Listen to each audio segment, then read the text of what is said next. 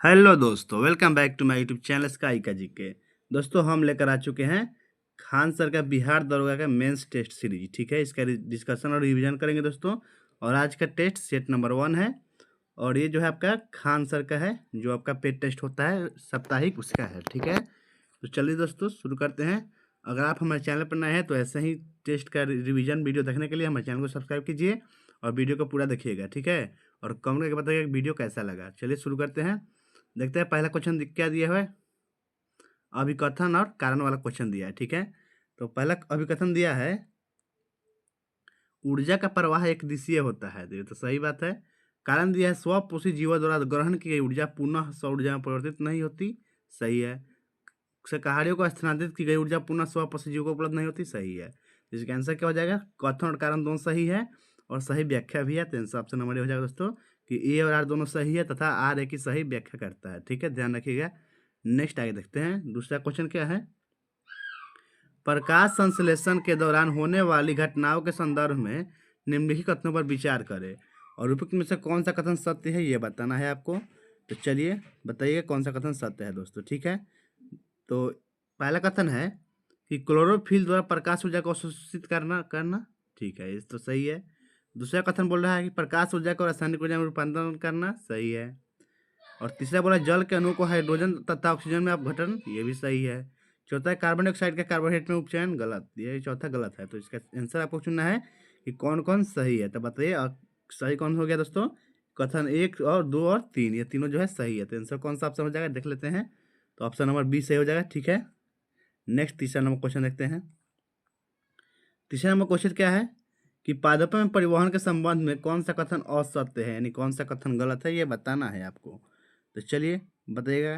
पहला कथन दिया है कि जाइलम मृदा से प्राप्त जल और खनिज लवणों का वहन करता है। ये कथन तो सही है। दूसरा है फ्लोएम पत्तियों से प्रकाश संश्लेषण के उत्पादों को पौधे के अन्य भागों तक वहन करता है। ये भी सही है।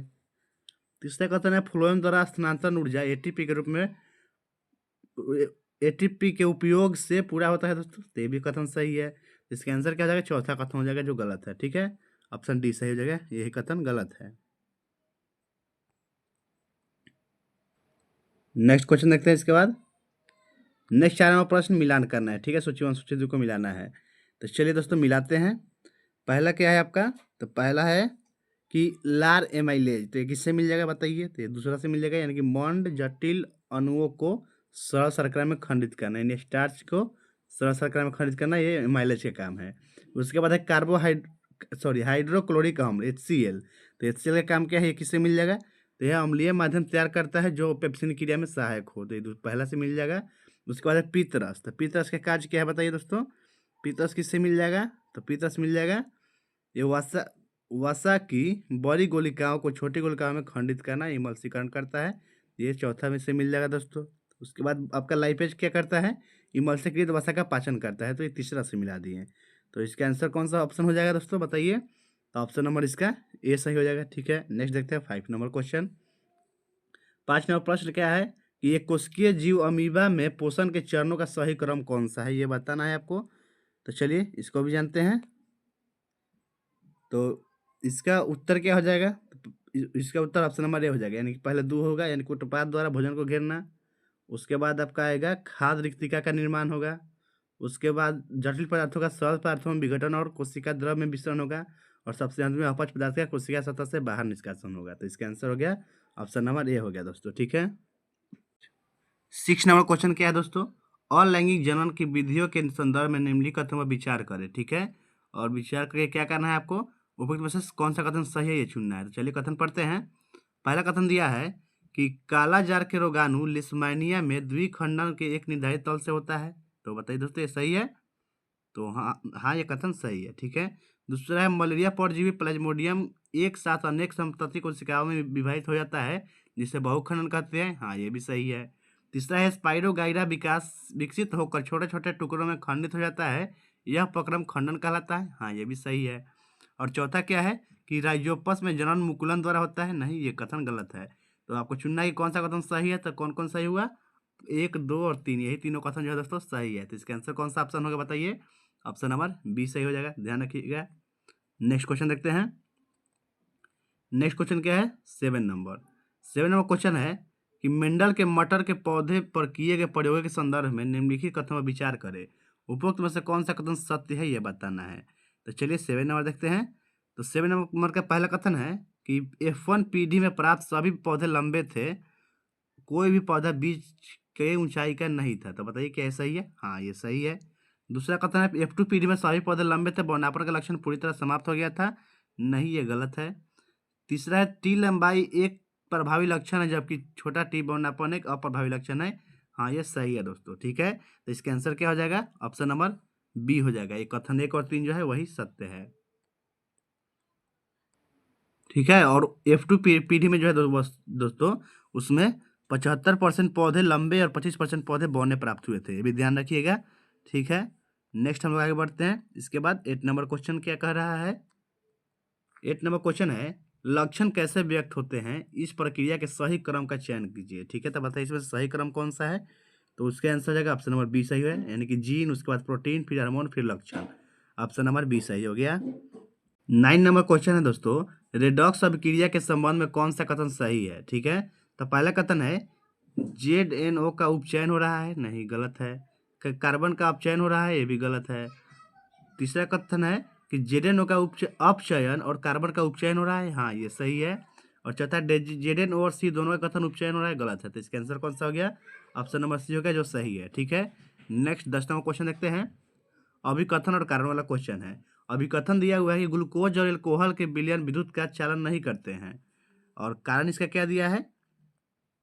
तो कारण दिया है कि यद्यपि उसमें हाइड्रोजन होता है, लेकिन वे जल में आयनीकृत होकर हाइड्रोजन आयन उत्पन्न नहीं करते हैं।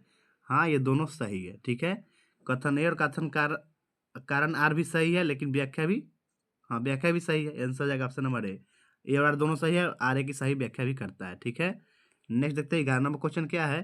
अयस्क के सांद्रण की प्रक्रियाओं के संबंध में असत्य कथन को चुनना है इसमें से, यानी कि गलत कथन चुनना है दोस्तों। ठीक है, तो पहला कथन है सल्फाइड अयस्क को वायु की उपस्थिति में अधिक ताप पर गर्म करना भर्जन कहलाता है, हाँ ये सही है। दूसरा है कार्बोनेट अयस्क को सीमित वायु में अधिक ताप पर गर्म करना निस्तापन कहलाता है, हाँ ये भी सही है। तीसरा सक्रियता श्रेणी में सबसे ऊपर स्थित धातुओं का निष्कर्षण कार्बन के साथ गर्म करके किया जाता है, नहीं ये गलत है। चौथा है सक्रियता श्रेणी में नीचे आने वाली धातुओं के ऑक्साइड को केवल गर्म करने से ही धातु प्राप्त किया जा सकता है, हाँ ये सही है। तो इसका आंसर कौन सा हो गया, ऑप्शन नंबर सी हो गया, जो गलत है दोस्तों। ठीक है, नेक्स्ट लोग आगे बढ़ते हैं। इसके बाद नेक्स्ट आगे कितना नंबर हो जाएगा, 12 नंबर। ठीक है, 12 नंबर क्वेश्चन क्या है बताइए, आंसर आपको बताइए। इसका क्वेश्चन है धातुओं के विद्युत अपघटनी परिष्करण के दौरान क्या होगा। पहला ऑप्शन दिया हुआ है कि अशुद्ध धातु को कैथोड और शुद्ध धातु के एनोड बनाया जाता है। दूसरा ऑप्शन है, नहीं ये तो गलत हो जाएगा, गलत, पहला ऑप्शन तो नहीं सही है। दूसरा अशुद्ध धातु को एनोड और शुद्ध धातु की पतली परत को कैथोड बनाया जाता है, हाँ ये सही है। तो इसका आंसर ऑप्शन बी हो जाएगा, यही जो है दोस्तों सही है। नेक्स्ट आपका 13 नंबर अभिकथन और कारण वाला फिर क्वेश्चन आ गया। तो चलिए इसका देखते हैं। अभिकथन दिया हुआ है कार्बन के यौगिकों के गलनांक एवं क्वथनांक आयनिक यौगिकों की तुलना में काफी कम होते हैं, और इसके कारण दिया है कार्बन यौगिकों के अणुओं के बीच अंतराणुक बल दुर्बल होता है। तो बताइए दोस्तों इसका आंसर क्या हो जाएगा। तो ये दोनों जो है सही है और व्याख्या भी सही है, यानी कि ऑप्शन नंबर ए हो जाएगा। ए और आर दोनों जो है वो सही है, और सही व्याख्या करता है आर ए का। ठीक है, नेक्स्ट 14 नंबर क्वेश्चन। 14 नंबर प्रश्न क्या कह रहा है, गोलीय दर्पण से संबंधित शब्दावली के संदर्भ में निम्नलिखित, सॉरी दोस्तों, क्या क्वेश्चन है, गोलीय दर्पण से संबंधित शब्दावली के संदर्भ में निम्नलिखित कथनों पर विचार करें। ठीक है, और विचार करके क्या करना है, उपयुक्त में से सत्य कथन को चुनना है आपको। ठीक है, सत्य कथन चुनना है। तो चलिए कथन पढ़ते हैं, कथन क्या कह रहा है। पहला कथन है गोलीय दर्पण के परावर्तक पृष्ठ के केंद्र को दर्पण का ध्रुव कहते हैं, हाँ ये सही है। दूसरा कथन है वक्रता केंद्र दर्पण का भाग नहीं होता, यह परावर्तक पृष्ठ के बाहर स्थित होता है, ये भी सही है। ठीक है, तीसरा क्या कह रहा है, अवतल दर्पण का वक्रता केंद्र परावर्तक पृष्ठ के सामने होता है, जबकि उत्तल दर्पण में यह पीछे होता है, हाँ ये भी सही है। चौथा है गोलीय दर्पण की वक्रता त्रिज्या आर, उसकी फोकस दूरी एफ की आधी होती है। तो नहीं दोस्तों, एफ जो होता है ओ आर की आधा होता है। ठीक है, इसलिए यह कथन गलत है। तो आपका कौन कौन कथन सही हुआ, सही कथन चुनना है। तो कथन 1, 2 और 3 जो है वो सही है। तो कौन सा ऑप्शन सही हो जाएगा, चलिए देखते हैं कौन सा ऑप्शन है। तो ऑप्शन नंबर बी सही हो जाएगा। ठीक है, नेक्स्ट 15 नंबर क्वेश्चन। 15 नंबर प्रश्न है क्या है, यह भी अभिकथन और कारण वाला क्वेश्चन आ गया है। तो चलिए अभिकथन दिया हुआ है कि किसी विद्युत परिपथ में ए मीटर को सदैव श्रेणी क्रम में संयोजित किया जाता है, सही है। और कारण दिया है ए मीटर का प्रतिरोध बहुत कम होना चाहिए ताकि यदि उस परिपथ से गुजरने वाली धारा के मान को अधिक परिवर्तित न करे, ठीक है, ये भी सही है। इसका आंसर ऑप्शन नहीं हो जाएगा, ए और आर दोनों सही है और आर ए की सही व्याख्या है, ठीक है। नेक्स्ट देखते हैं 16 नंबर क्वेश्चन। 16 नंबर प्रश्न क्या है, MRI मैग्नेटिक रिजोनेंस इमेजिंग के संदर्भ में सत्य कथन चुने। तो इसमें से क्या करना है दोस्तों, सही कथन चुनना है आपको।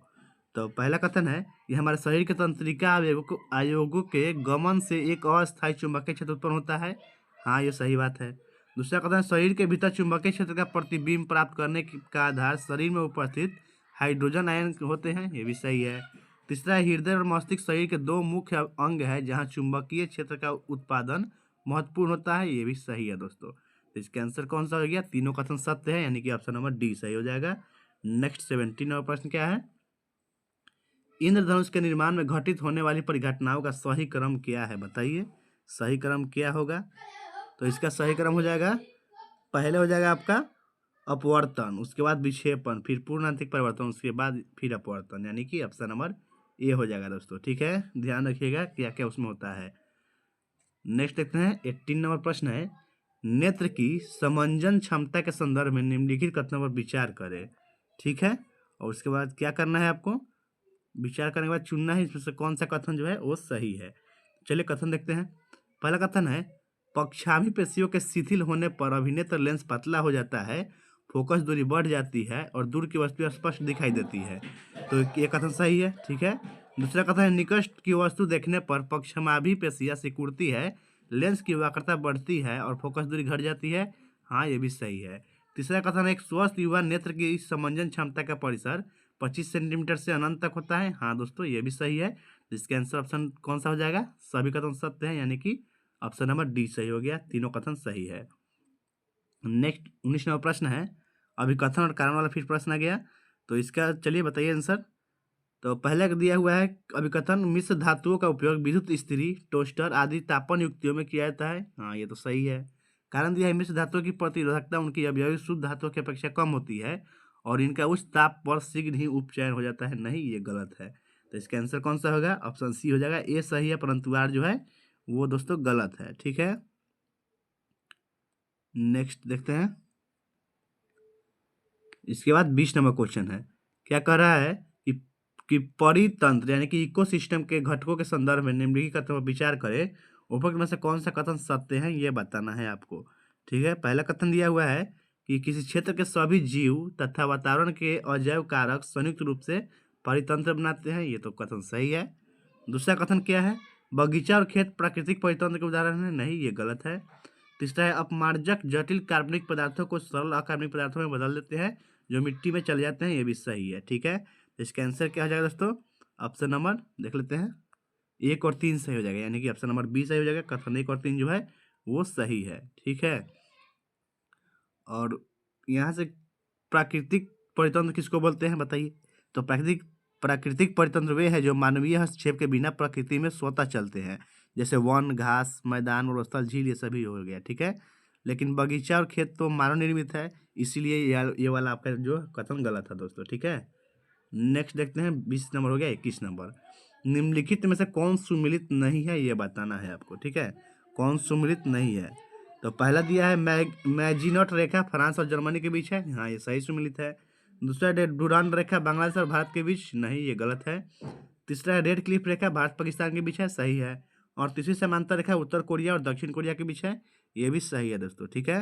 तो डुरांड रेखा जो है पाकिस्तान और अफगानिस्तान के बीच है, ये गलत है। इसका आंसर ऑप्शन बी हो जाएगा, डुरांड रेखा किसके बीच है, यह है पाकिस्तान और अफगानिस्तान के बीच, ध्यान रखिएगा। नेक्स्ट 22 नंबर प्रश्न देखते हैं हम लोग, क्या करना है, मिलान करना है। सूची 1 में पुराना नाम है और सूची 2 में नया नाम है, ठीक है। तो श्याम किसका पुराना नाम है बताइए, किससे मिल जाएगा बताइए दोस्तों। तो श्याम जो है ये थाईलैंड का पुराना नाम है, यानी कि थाईलैंड से मिला देंगे इसको। उसके बाद है फार्मोसा, फार्मोसा ताइवान का पुराना नाम है, यानी कि फार्मोसा का नया नाम क्या है, ताइवान है। मेसोपोटामिया का नया नाम क्या हो गया है, इराक हो गया है। और बर्मा का नया नाम म्यांमार हो गया है दोस्तों, ठीक है। तो इसका आंसर कौन सा हो जाएगा बताइए, ऑप्शन नंबर डी हो जाएगा, देख लेते हैं डी, ठीक है। ऑप्शन नंबर डी हो गया। नेक्स्ट देख लेते हैं दोस्तों। इसके बाद क्वेश्चन कितना नंबर होगा? 23 नंबर। निम्नलिखित पर विचार करें, ठीक है, और कूट से सही उत्तर चुनिए। कथन और कारण दिया है। तो पहला कथन दिया है कि काली मिट्टी कपास की खेती के लिए उपयुक्त है। हाँ, ये सही है। कारण लिखा है कि उसमें जैव तत्व प्रचुर मात्रा में होता है। नहीं, ये गलत है। तो इसका आंसर क्या हो जाएगा? ऑप्शन नंबर सी हो जाएगा। ये सही है परंतु आर गलत है। ठीक है, नेक्स्ट देखते हैं। इसके बाद 23 हो गया। 24 नंबर। निम्नलिखित युग्मों में से कौन सा एक सही सुमिलित है, ये बताना है। इसमें से कौन सा एक जो है वो सही सुमिलित है। तो बताइए दोस्तों, इसका आंसर क्या हो जाएगा? इसका आंसर हो जाएगा ऑप्शन नंबर बी सही हो जाएगा। ठीक है, बी जो है यही सही सुमिलित है, यानी कि सुंदरी, ये पश्चिम बंगाल में है। सुंदरी वृक्ष है जो पश्चिम बंगाल पाया था, यही सही है। ठीक है, बाकी आपका गलत है दोस्तों। नेक्स्ट क्वेश्चन देख लेते हैं। यहाँ से ये भी जान लीजिए कि टीक जो है ये कहाँ पाया जाता है। तो टीक जो है ये मध्य प्रदेश में सर्वाधिक होता है। ठीक है, और चंदन काष्ठ ये कहाँ होता है? कर्नाटक में ज़्यादा होता है। और देवदार ये होता है आपके हिमाचल प्रदेश, उत्तराखंड, जम्मू कश्मीर, ये सब में ज़्यादा होता है। ठीक है, नेक्स्ट देखते हैं। 25 नंबर क्वेश्चन क्या है? निम्नलिखित कथनों पर विचार कीजिए और ऑप्शन के हिसाब से आंसर देना है, कूट के हिसाब से। ठीक है, तो पहला कथन दिया है कि हीराकुंड बांध महानदी पर है। हाँ, ये तो आपको भी पता है, ये सही है। रिहंद बांध सोन नदी की एक सहायक नदी पर है। सही है। मैथन बांध दामोदर नदी की एक सहायक नदी बराकर नदी पर स्थित है। ये भी सही है। तुंगभद्रा परियोजना आंध्र प्रदेश एवं कर्नाटक का संयुक्त उपक्रम है। ये भी सही है। इसका आंसर क्या हो जाएगा देख लेते हैं। चारों सही है, यानी कि ऑप्शन नंबर डी सही हो जाएगा। नेक्स्ट देखते हैं। 26वां प्रश्न है, निम्नलिखित में से कौन सा युग्म सही सुमिलित नहीं है, ये बताना है। तो बताइए इनमें से कौन सा युग्म जो है वो सही सुमिलित नहीं है। तो पहला दिया है कालागढ़ बांध रामगंगा नदी पर। सही है। उकाई जलाशय ताप्ती नदी पर। सही है। मेजा बांध कोठारी नदी पर। सही है। कोलेरू झील गोदावरी नदी दिया है, यही तो गलत है। कोलेरू झील कहाँ स्थित है? ये हो जाएगा गोदावरी जो कृष्णा नदी के डेल्टाओं के बीच में स्थित है। ठीक है, केवल गोदावरी में नहीं है, यानी कि ऑप्शन नंबर डी हो जाएगा जो गलत सुमिलित है। नेक्स्ट देखते हैं। 27 नंबर क्वेश्चन क्या है? निम्नलिखित कथनों पर विचार कीजिए। उपयुक्त में से कौन सा कथन सही है, ये बताना है। चलिए, पहला कथन क्या दिया है कि दक्षिणी भारत से उत्तरी भारत की ओर मानसून की अवधि घटती है। सही है। दूसरा कथन है उत्तरी भारत के मैदानों में वार्षिक वृष्टि की मात्रा पूर्व से पश्चिम की ओर घटती है। ये भी सही है। इसका आंसर क्या हो जाएगा? ऑप्शन नंबर सी हो जाएगा। दोनों कथन सत्य है। नेक्स्ट देखते हैं। 28 नंबर। मानसून का निर्वतन इंगित होता है। बताइए, कूट के हिसाब से अपना उत्तर बताइए। ये क्या हो जाएगा इसका उत्तर? तो इसका आंसर हो जाएगा तीनों होता है। ठीक है, तीनों सही हो जाएगा। ऑप्शन नंबर क्या दिया है? पहला, साफ आकाश से, बंगाली खाड़ी में अधिक दाब परिस्थिति से, स्तर पर तापमान के बढ़ने से, इस सबको इंगित करता है मानसून का निर्वर्तन। ठीक है, ऑप्शन नंबर डी हो गया। नेक्स्ट 29 नंबर प्रश्न क्या है? नीचे दिए गए भारतीय नगरों में सामान्य वर्षा का सही अवरोही क्रम कौन सा है? बताना है सही अवरोही क्रम कौन सा है। तो इसका आंसर हो जाएगा ऑप्शन नंबर ए, यानी कि कोच्चि, उसके बाद कोलकाता, उसके बाद पटना, उसके बाद दिल्ली। ऑप्शन नंबर ए हो गया, ध्यान रखिएगा।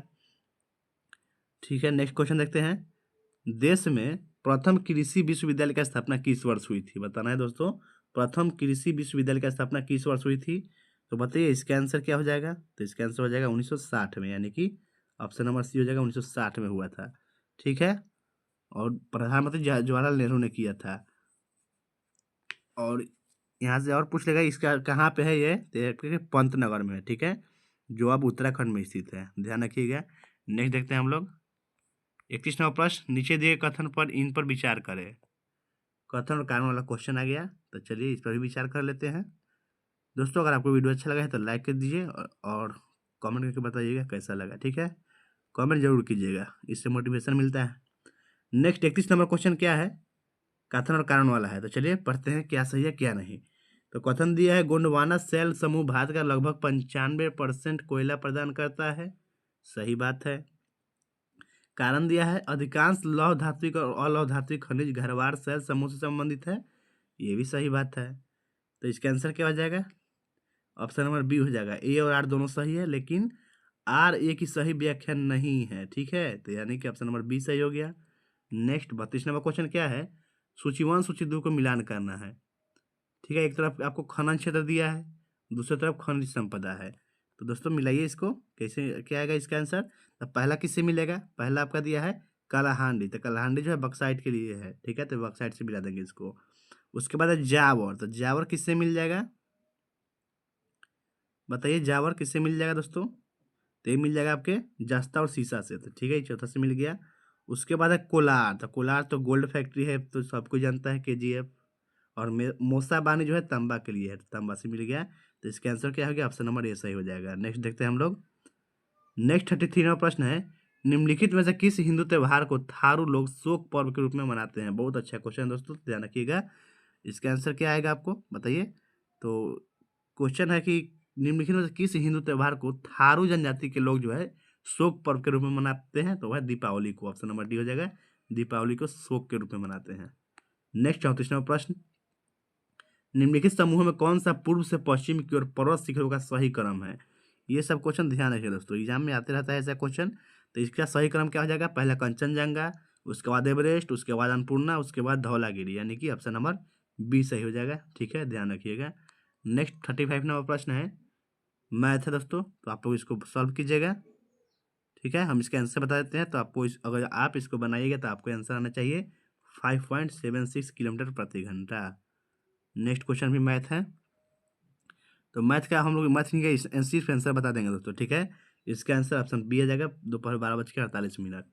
नेक्स्ट क्वेश्चन 37 नंबर, ये भी मैथ है। तो मैथ, अब मैथ आ रहा है तो इसका आंसर बताते चलते हैं, आगे बढ़ते चलते हैं, ठीक है। इसका आंसर एक आएगा। नेक्स्ट 38 नंबर, तो 38 नंबर का आंसर क्या आएगा, 6 आएगा, ऑप्शन नंबर बी आ जाएगा, ठीक है। आप लोग इसकी वीडियो रोक कर हम लोग बना सकते हैं, ठीक है। नेक्स्ट 37 नंबर क्या, सॉरी 39 नंबर है, ये भी मैथ है, तो इसका आंसर क्या आएगा, इसका भी आंसर ऑप्शन नंबर बी आएगा, बना लीजिएगा आप लोग। नेक्स्ट देखते हैं 40 नंबर, 40 नंबर बनाइए, क्या आएगा दोस्तों, वीडियो रोक कर बना लीजिए। इसका आंसर हम बता देते हैं, तो आंसर आपको आएगा ऑप्शन सी आ जाएगा, ठीक है। नेक्स्ट 41 नंबर प्रश्न, इसको सॉल्व कीजिए, इसका आंसर क्या आएगा, इसका आंसर आपको आएगा, इसका भी ऑप्शन सी आएगा, यानी कि 50 मीटर उत्तर आएगा। 42 का आंसर क्या आएगा दोस्तों, बनाइए इसको, इसका आएगा आपको ऑप्शन नंबर सी आ जाएगा। नेक्स्ट 43 है, इसको बनाइए, इसका आंसर क्या आ जाएगा, तो इसका आंसर आपको ऑप्शन नंबर डी आएगा, ठीक है, 1500 रुपया। नेक्स्ट 43 नंबर प्रश्न, इसका आंसर क्या आएगा दोस्तों, सॉल्व कीजिए। तो 44 नंबर प्रश्न है, तो इसका आंसर आपको ऑप्शन ए आ जाएगा, ठीक है, यानी कि 9 वर्ष आंसर आएगा। नेक्स्ट 45 है, इसको ही बनाइए, तो इसको आएगा आपका पहला ऑप्शन आ जाएगा, सही है, ठीक है। नेक्स्ट 46 नंबर प्रश्न क्या है, अब आ गया फिर से समान अध्ययन। 46 नंबर प्रश्न है, संवैधानिक लोकतंत्र देश में क्या अपेक्षित नहीं है, तो बताइए इसका आंसर। तो इसका आंसर ऑप्शन डी हो जाएगा, लोकतांत्रिक देश दूसरे देशों से ज़्यादा समृद्ध होते हैं, ये जरूरी नहीं है, ठीक है, यही आंसर इसका हो जाएगा। नेक्स्ट देखते हैं 47 नंबर, मौलिक अधिकार का उल्लंघन है, क्या है, मौलिक अधिकार का उल्लंघन इसमें से कौन सा है बताइए। इसका आंसर क्या होगा दोस्तों, तो इसका आंसर हो जाएगा आपको न्यूनतम मजदूरी न देना, ठीक है, ये जो है मौलिक अधिकार का उल्लंघन हो जाएगा, ऑप्शन नंबर बी हो जाएगा, न्यूनतम मजदूरी नहीं देना, ये मौलिक अधिकार का उल्लंघन है, ठीक है। और ये किस में आ जाएगा, किस अनुच्छेद में ये पूछ लेगा, तो न्यूनतम मजदूरी से कम भुगतान करना, ये अनुच्छेद 23 के तहत बेगार या बलात् श्रम की श्रेणी में आता है, ठीक है। ये एक मौलिक अधिकार का उल्लंघन है, ध्यान रखिएगा। नेक्स्ट देखते हैं 48 नंबर प्रश्न क्या है, निम्नलिखित में से कौन सा कथन राज्य के नीति निर्देशक सिद्धांत के विषय में सही नहीं है, यानी कि गलत है। तो बताइए इसका आंसर क्या आ जाएगा दोस्तों। तो इसका आंसर होगा, पहला कथन क्या दिया है कि यदि कोई राज्य के नीति निर्देशक सिद्धांत को लागू नहीं करता है तो उसके विरुद्ध न्यायालय में मामला दायर किया जा सकता है, यही तो गलत है, यही आंसर हो गया, ऑप्शन नंबर ए हो गया जो गलत है, ठीक है। बाकी तीनों सही है। गांधीवाद भी राज्य के नीति निर्देशक सिद्धांत का एक तत्व है, यह सिद्धांत राज्य के लिए बाध्यकारी नहीं है। नीति निर्देशक तत्व आयरलैंड से लिया गया है, ये भी सही है, तो इसका आंसर क्या हो गया, ऑप्शन नंबर ए हो गया जो गलत है, ठीक है। संविधान का अनुच्छेद 37 स्पष्ट रूप से कहता है कि यह तत्व किसी भी न्यायालय द्वारा परिवर्तनीय नहीं है, ठीक है, किसी भी न्यायालय में परिवर्तन नहीं कर सकते हैं। नेक्स्ट 49वां प्रश्न, 49वां प्रश्न है, निम्नलिखित कथनों पर विचार करें और सत्य कथन का चयन करना, ठीक है। इसमें से सत्य कथन चुनना है, तीनों में से चारों में से सत्य कथन वो कौन सा है दोस्तों। तो चलिए देखते हैं, पहला कथन दिया है कि मंत्रिपरिषद में सबसे महत्वपूर्ण स्थान प्रधानमंत्री का होता है। हाँ, ये तो सबको ही पता है कि सही है। दूसरा, लोकसभा के सदस्य एकल संक्रमणीय मत प्रणाली द्वारा चुने जाते हैं। नहीं, गलत है। भारत में संसदीय व्यवस्था कायम है। सही है। प्रधानमंत्री की नियुक्ति राष्ट्रपति करता है। ये भी सही है। तो इसके आंसर कौन कौन सही हो गया? 1, 3 और 4, यानी कि ऑप्शन नंबर सी हो जाएगा। कथन केवल 1, 3 और 4 जो है वही सही है। नेक्स्ट बढ़ते हैं 59वां प्रश्न। प्रधानमंत्री, केंद्रीय कैबिनेट मंत्रीगण, मुख्यमंत्रीगण और मंत्रिपरिषद सभी सदस्य हैं। किसके सदस्य हैं सभी जो है? तो ये सभी जो है आपके राष्ट्रीय विकास परिषद के सदस्य है, यानी कि ऑप्शन नंबर बी हो जाएगा, राष्ट्रीय विकास परिषद, एनडीसी। इसका गठन पूछ लेगा तो कब हुआ था बताइए? इसका गठन 6 अगस्त 1952 को हुआ था, ध्यान रखिएगा। और इसके अध्यक्ष भारत का प्रधानमंत्री होता है, ठीक है। और सदस्य में सभी केंद्रीय कैबिनेट के मंत्री हो जाते हैं। नेक्स्ट देखते हैं हम लोग 51वां प्रश्न। 51वां प्रश्न क्या है कि इसमें से सत्य कथन चुनना है। 4 ऑप्शन में से आपको सत्य कथन को चुनना है। तो पहला दिया है, लोकसभा में राष्ट्रपति 4 सदस्य को मनोनीत करते हैं। नहीं, गलत है। लोकसभा में पहले 2 को करते थे, लेकिन वो भी हट गया है अब। दूसरा कथन है, प्रत्याशी को उसी राज्य का होना चाहिए जहां से वह राज्यसभा का चुनाव लड़ रहा है। नहीं, ये भी गलत है। तीसरा है, राज्यसभा को भंग नहीं किया जा सकता है। ये सही है, ठीक है। तो राज्यसभा में चौथा कथन दिया है कि राज्यसभा में 11 सदस्यों को राष्ट्रपति मनोनीत करते हैं। ये भी गलत है, टोटल 12 को करते हैं, ठीक है। तो इसका आंसर कौन सा हो गया? सत्य चुनना था आपको, तो आंसर ऑप्शन सी हो जाएगा, राज्यसभा को भंग नहीं किया जा सकता है। ये सही है, ठीक है। और यहाँ से जो लोकसभा में 2 सदस्य पहले मनोनीत होता था, उसको हटा दिया गया है। तो वो पूछेगा किस संविधान संशोधन द्वारा? तो होता है 104वें संविधान संशोधन के द्वारा इसको हटा दिया गया है, ठीक है। नेक्स्ट देखते हैं इसके बाद हम लोग 52वां प्रश्न। राज्यसभा को किस अनुच्छेद के तहत विशिष्ट शक्तियां प्राप्त हुई? बताइए, राज्यसभा को किस अनुच्छेद के तहत शक्ति प्राप्त हुआ है? तो है आपके 249 के तहत, अनुच्छेद 249 के तहत, यानी कि ऑप्शन नंबर डी हो गया। नेक्स्ट है 53वां प्रश्न क्या है? निम्नलिखित में से कौन सी संसदीय समिति कार्यपालिका के लिए नियम विनिमय बनाने के लिए प्रत्यायोजित शक्ति से संबंधित है? इसका आंसर क्या हो दोस्तों बताइए? तो इसका आंसर हो जाएगा आपको ऑप्शन नंबर बी हो जाएगा, ठीक है। यानी कि अधीनस्थ विधान पर समिति, ऑप्शन नंबर बी सही हो गया।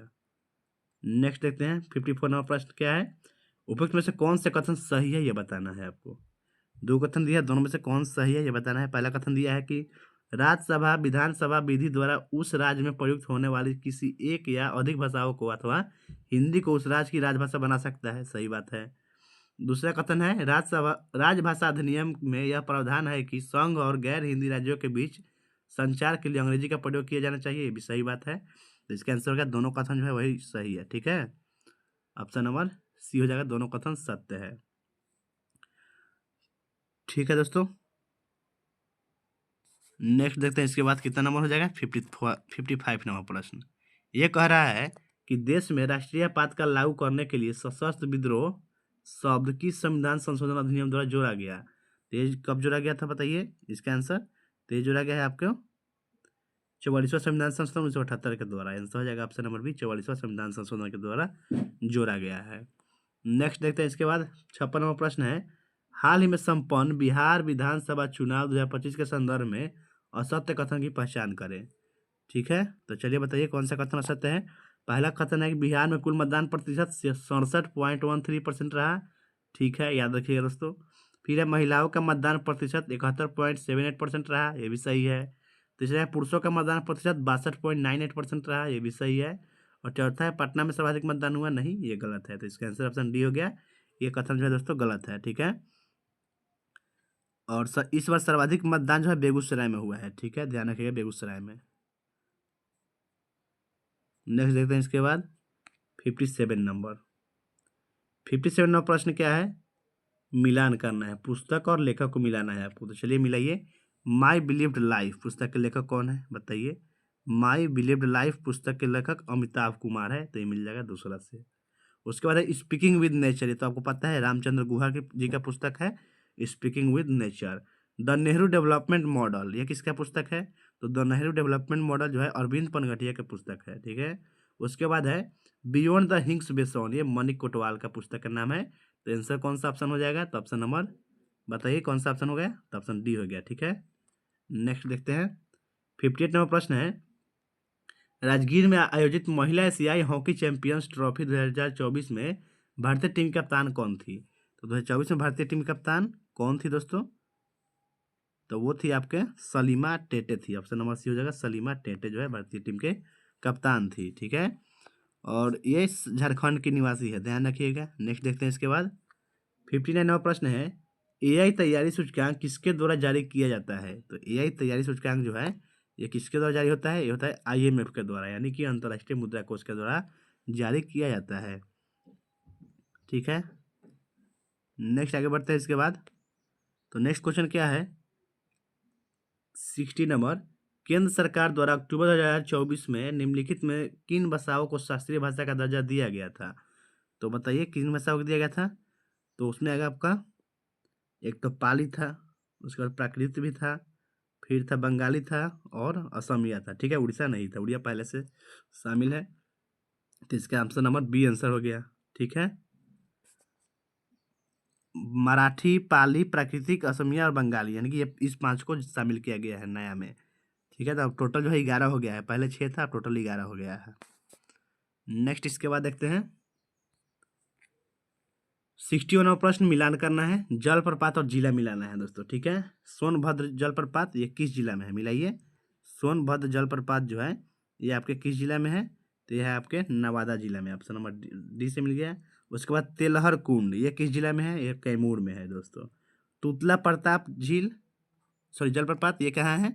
तो तुतला प्रपात जो है ये आपके सासाराम में स्थित है, और हाथीदह जलप्रपात मुंगेर में स्थित है। तो इसका आंसर क्या हो गया, देख लेते हैं ऑप्शन। तो ऑप्शन के हिसाब से आंसर ऑप्शन सी हो जाएगा। ठीक है, ध्यान रखिएगा। नेक्स्ट आगे बढ़ते हैं हम लोग।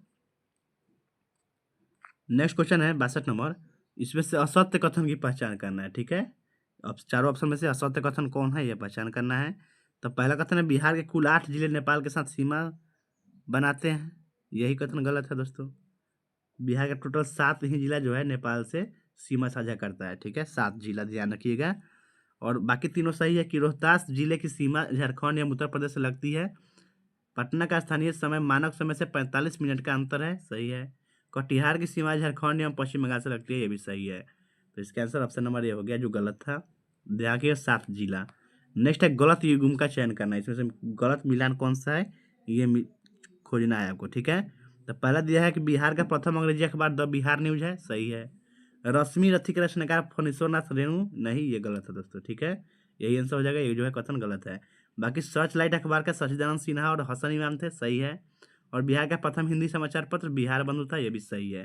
तो इसका आंसर ऑप्शन बी हो गया, जो गलत था। ठीक है, रश्मि रथी का मतलब होता है सूर्य का सारथी। ठीक है, ये रामधारी सिंह दिनकर की लिखा हुआ है। ठीक है, इसका रचनाकार जो है रामधारी सिंह दिनकर है। और फणीश्वर नाथ रेणु का एक प्रमुख रचना कौन सा है? मैला आंचल है दोस्तों। ठीक है, मैला आंचल। नेक्स्ट देखते हैं 64 नंबर, मुंगेर के तारापुर गोलीकांड में शहीद हुए स्वतंत्रता सेनानियों की याद में प्रत्येक वर्ष किस दिन को शहीद दिवस मनाने की घोषणा की? बताइए किस तिथि को शहीद दिवस मनाते हैं? तो वो है 15 फरवरी को मनाया जाता है। ऑप्शन नंबर बी हो जाएगा, 15 फरवरी को। ये घटना कब हुआ है दोस्तों? 15 फरवरी 1932 को हुआ था। ठीक है, ध्यान रखिएगा, 15 फरवरी 1932 को। और ये 15 फरवरी को ही मनाते हैं शहीद दिवस के रूप में। नेक्स्ट आगे बढ़ते हैं।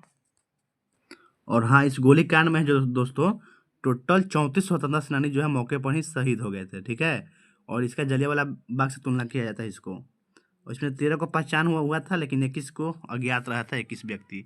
नेक्स्ट क्या है, 65 नंबर प्रश्न है, निम्नलिखित में से किन्ने भोजपुरी का जन कवि के रूप में मानते हैं? बताइए, भोजपुरी का जन कवि किसको बोलते हैं? तो आपको सबको पता है, भिखारी ठाकुर को बोलते हैं। ऑप्शन नंबर बी हो जाएगा, भिखारी ठाकुर को भोजपुरी का जन कवि बोलते हैं। ठीक है, नेक्स्ट 66 नंबर प्रश्न क्या है, वेटिंग फॉर ए वीजा पुस्तक किनकी आत्मकथा है? ये पुस्तक है वेटिंग फॉर ए वीजा, किनकी आत्मकथा है बताइए?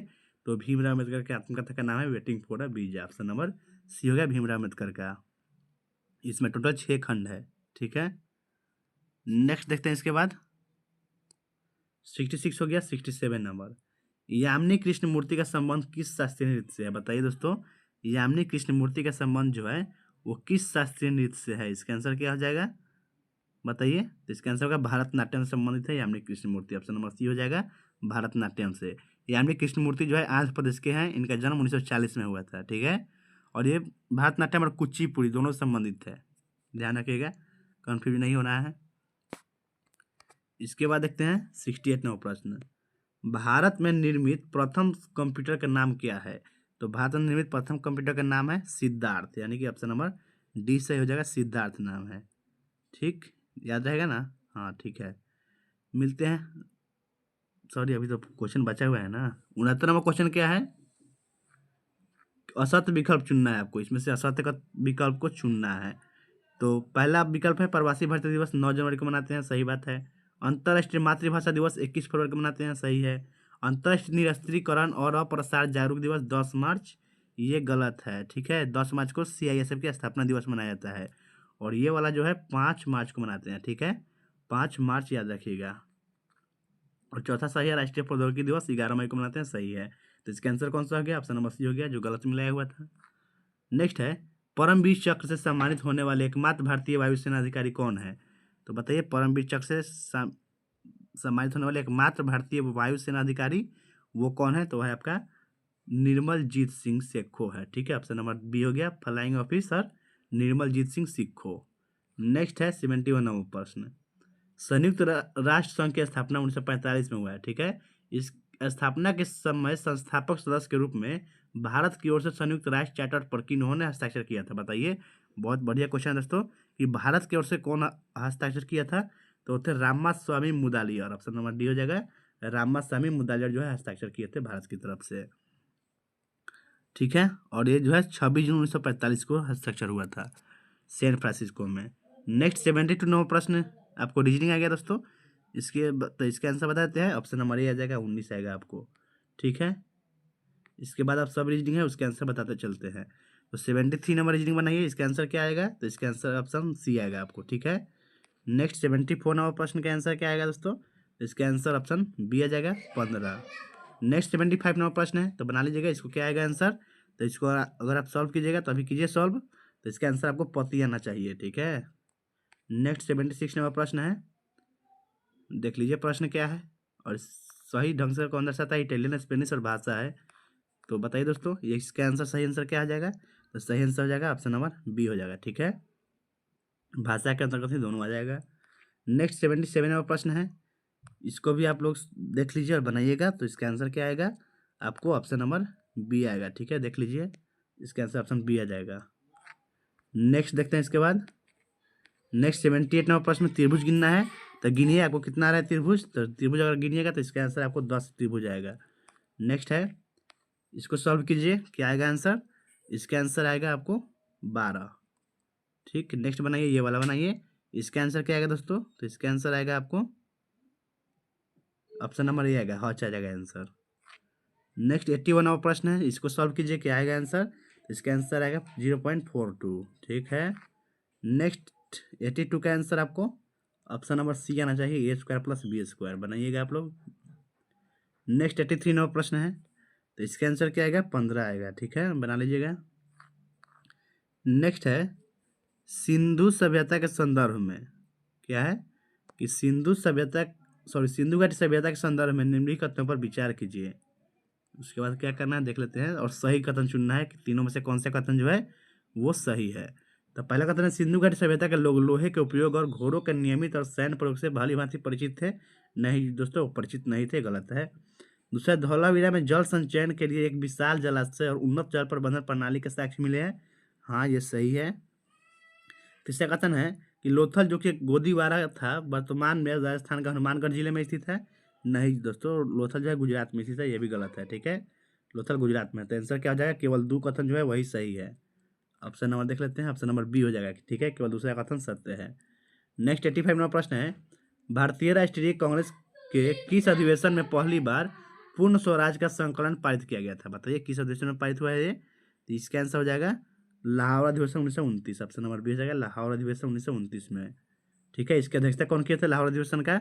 इसकी अध्यक्षता पंडित जवाहरलाल नेहरू किए थे।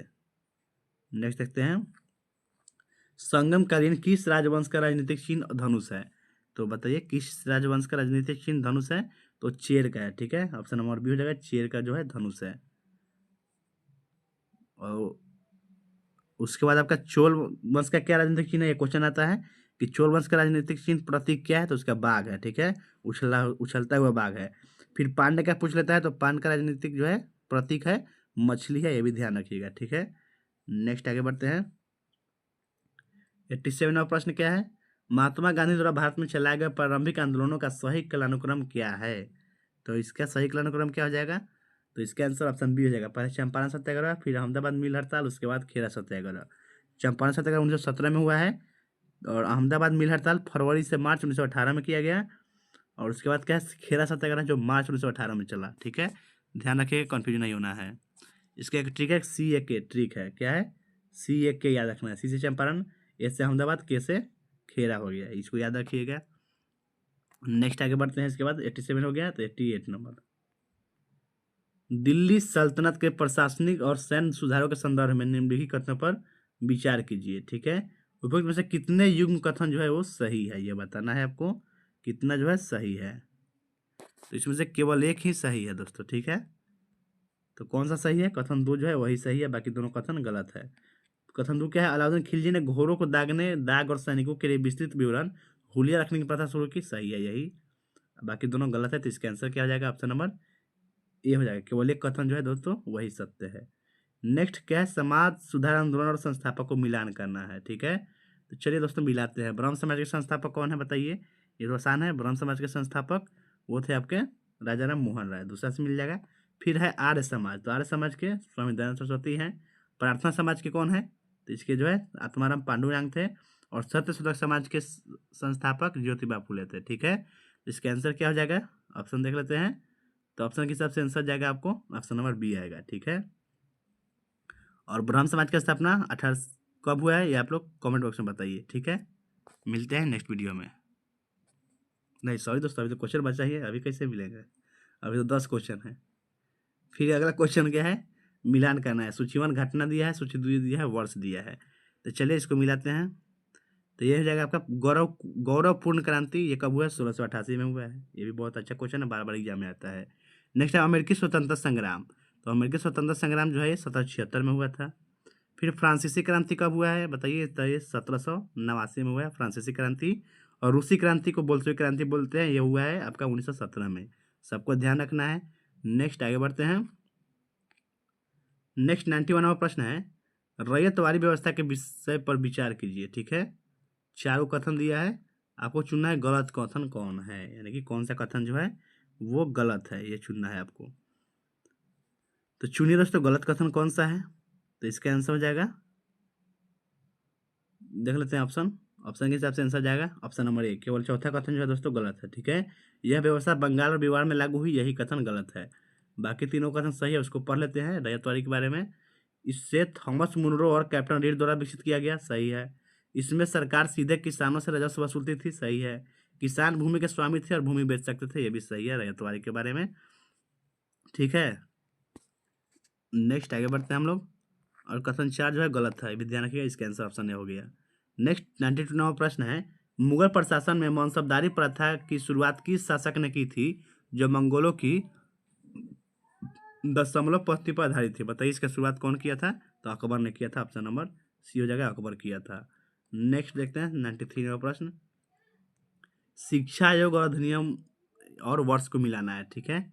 चलिए इसको भी मिला लेते हैं। तो आपका क्या है, वुड डिस्पैच, ये किससे मिल जाएगा, तो ये मिल जाएगा 1854 में ये हुआ था, तो ये पहला से ही मिल जाएगा। उसके बाद है हंटर कमीशन, तो ये हो जाएगा 1882 में ये हुआ है। फिर सैडलर कमीशन 1917 में हुआ है, और वर्धा योजना 1937 में हुआ है, ये लाइन से मिलाया हुआ ही है। तो इसका आंसर हो जाएगा ऑप्शन नंबर कौन सा होगा बताइए, इसका आंसर ऑप्शन नंबर बताइए दोस्तों कौन सा हो गया, लाइन से है, तो इसका आंसर ऑप्शन सी हो जाएगा, ठीक है। और जान लेते हैं इस सब के बारे में, समझ लेते हैं।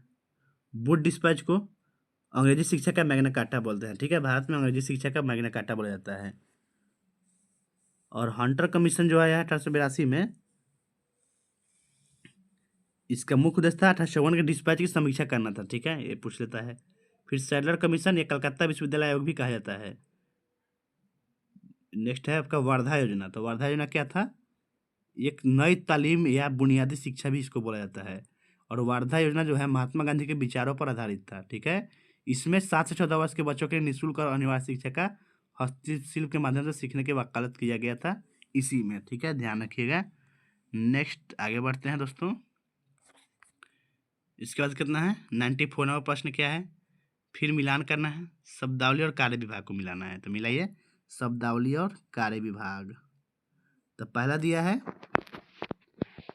क्या है, महासंधि विग्रहिक, यह किससे मिल जाएगा, इसका कार्य विभाग क्या था, तो ये मिल जाएगा आपके क्यू से, यानी कि युद्ध एवं शांति का मंत्री यानी कि विदेश मंत्री को बोला जाता था महासंधि विग्रहिक। अगला है महादंड नायक, तो महादंड नायक जो है ये न्यायाधीश को बोलते थे, तो ये मिल जाएगा आर से। उसके बाद ध्रुवाधिकरण, तो ध्रुवाधिकरण जो है ये भू रहस्य वसूलने वाला विभाग था। ठीक है, चौथा एस से मिल जाएगा। उसके बाद है महाबलाधिकारित, ये किससे मिलेगा, सेना का सर्वोच्च अधिकारी होता था महाबलाधिकृत। तो इसका आंसर हो जाएगा ऑप्शन नंबर ए सही हो जाएगा। नेक्स्ट देखते हैं 95 नंबर प्रश्न है, किस पंचवर्षीय योजना का मुख्य उद्देश्य तीव्र अधिक समावेशी और धारणीय विकास था। बताइए किस पंचवर्षीय योजना का ये मुख्य उद्देश्य था। तो इसका आंसर होगा 12वीं पंचवर्षीय योजना का, ऑप्शन नंबर डी हो जाएगा 12वीं पंचवर्षीय योजना। इसका अवधि था 2012 से 2017 तक। ठीक है, नेक्स्ट देखते हैं 96 नंबर प्रश्न है, विकास का अर्थ सभी लोगों के लिए समान नहीं होता, इस कथन का सही कारण क्या है। इस कथन का सही कारण है लोगों की आवश्यकताएं और लक्ष्य अलग अलग होते हैं, इसीलिए ऑप्शन नंबर बी हो गया। नेक्स्ट 97 नंबर प्रश्न क्या है, निम्नलिखित में से कौन से द्वितीयक समकों का स्रोत है। बताइए निम्नलिखित में से कौन से द्वितीयक समकों के स्रोत हैं। तो इसका आंसर जाएगा कौन सा, बताइए दोस्तों, ऑप्शन नंबर डी आ जाएगा, यानी कि सभी सही है। क्या है, सरकारी रिपोर्ट, समाचार पत्र, पुस्तकें, वेबसाइट सभी के स्रोत है। इसका आंसर ऑप्शन डी हो गया, सभी सही है। इसके बाद नेक्स्ट कितना नंबर 98 नंबर है, एक पूर्ण प्रतिस्पर्धी बाजार की निम्नलिखित विशेषताओं पर विचार करे और असत्य कथन का चयन करे। ठीक है, असत्य कथन चुनना है। तो पहला है बाजार में बड़ी संख्या में खरीदार और विक्रेता शामिल है, सही है। सभी फर्म समरूप वस्तुएं बनाती है, सही है। प्रत्येक खरीदार और विक्रेता अलग अलग मूल्य लेने वाले हैं, गलत है।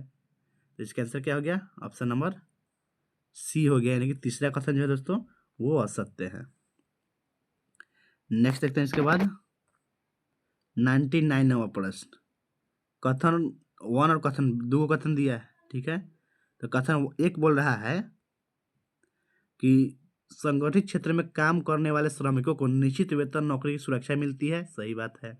कथन 2 है असंगठित क्षेत्र में काम करने वाले श्रमिकों को ये सुविधाएं नहीं मिलती हैं, ये भी सही है। तो इसका आंसर हो जाएगा ऑप्शन नंबर ए और बी, दोनों जो है कथन वो सही है दोस्तों। ठीक है, और आज का अंतिम प्रश्न हम लोग देख लेते हैं क्या है, ये भी कथन वाला है। तो अंतिम प्रश्न है, कथन ये दिया है आधुनिक क्षेत्रों में उत्पादन की तकनीक पारंपरिक क्षेत्र से अधिक उन्नत होती है, और कथन 2 दिया है पारंपरिक क्षेत्र में उत्पादन अधिक होती है। तो ये तो सही है दोस्तों पहला कथन, लेकिन दूसरा कथन जो है वो गलत है। इसका आंसर हो जाएगा ऑप्शन नंबर बी हो जाएगा, ए सही है और बी गलत है। ठीक है, तो थैंक यू दोस्तों, आज का वीडियो यहीं पर समाप्त करते हैं। अगर आपको वीडियो अच्छा लगा है तो लाइक कर दीजिए, अपने दोस्तों में भी शेयर कर दीजिए। ठीक है, अगर आप चैनल पर नए हैं तो चैनल को सब्सक्राइब जरूर कीजिएगा। मिलते हैं नेक्स्ट वीडियो में, तब तक के लिए टाटा बाय बाय।